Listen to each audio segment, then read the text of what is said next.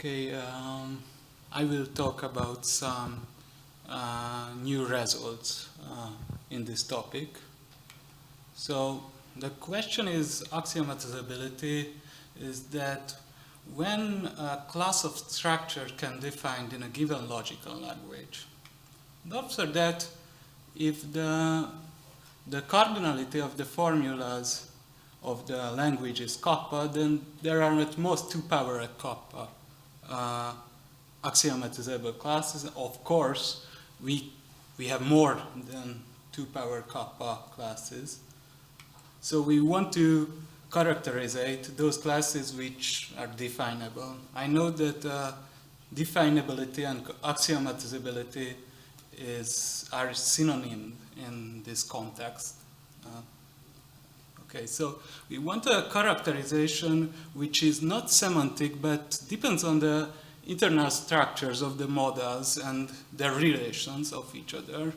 So we want to find some closure conditions. And that's what I call, or that what we usually call algebraic characterization.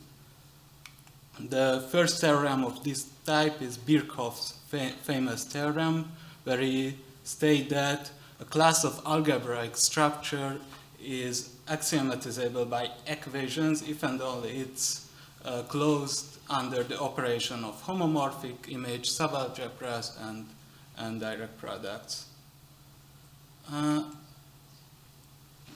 The question of axiomatizability in first-order logic is clarified now. The main theorem is Kizler and Shella's isomorphism theorem, where they prove that 2 structures are elementary equivalent or first-order equivalent.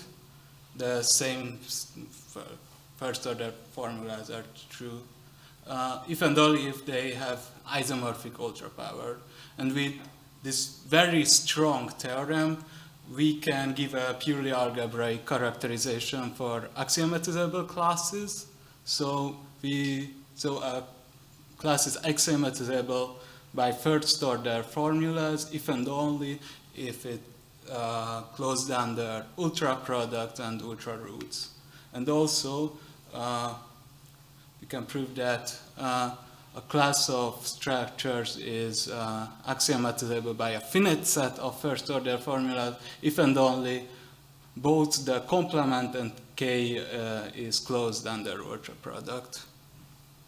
And for corollary, we have that being finite is not a first-order property, because we can easily give a sequence of finite structures whose ultra product is not finite. It's typical. So, what can we say in second-order logic? So, second-order logic has much greater expressivity power than first-order logic. Just recall how the definition of second-order formula. So, given a signature and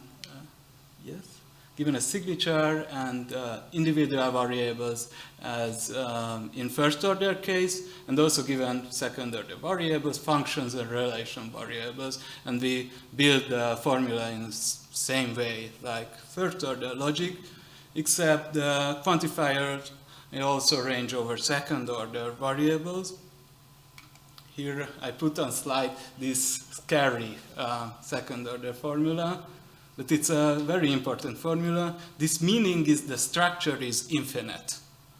So its negation is also a second-order formula. So being finite is a proper second-order property. And similar, the class of C-colorable graphs are also a proper second-order class.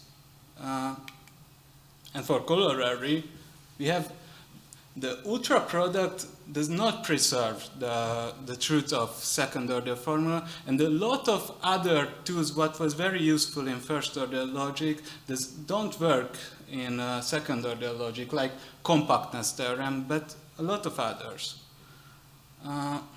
So the question of axiomatizability in second-order case seems much more harder.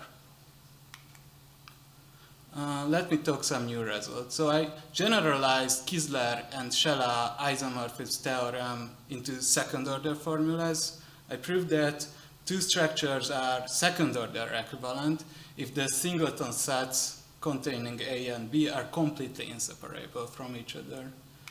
Here, inseparability means there is a nice isomorphism between their ultrapowers. I don't have time to show the details this definition, but it's a purely algebraic concept. So with this, I give a purely algebraic characterization for second-order classes, and those classes who's defined by a finite set of second-order formula. The second topic is the characterization of pseudo-elementary classes. So pseudo-elementary classes are basically classes which are definable in a larger language, in some larger language. There are two types of pseudo-elementary classes. The first called basic pseudo-elementary or PC class. A class of tau structures called basic pseudo-elementary. If there exists a larger signature and the first order formula in this larger language, such K is the tau reduct of the models of phi. Or we can add some functions and relations into the members of K but to statify the formula, but we cannot do the same with the members of the complement. The second type of pseudo-elementary class is called pseudo-elementary class or PC delta class. The very similar definition, but we can use possibly infinity many formula in some larger language to define K. From the 60s, it's an open problem to give a purely algebraic characterization of these classes. First, what I saw, Kizler's paper, where it occurs as problem, 65, but maybe there's some earlier. So observe that K is a PC class if and only if there exists a sigma 1 formula which defines K. So a second order formula is sigma 1 if the second order variable is only quantified by existential quantum. Shaggy gives a purely algebraic characterization for sigma 1 classes. But he left open the question of finite axiomatizability, what we need for PC classes. I answered this question, and I also, in the same time, give a purely algebraic characterization for PC classes. For one application, so descriptive complexity theory and second order logic has a deep connection, since Fagin's theorem, where he proved that class of finite structures is line MP, if and only if there exists a sigma 1 formula which defined it. So with this, with Fagin theorem and the characterization of PC classes, we get a purely algebraic definition for MP-hard problem, which is very fascinating, I think.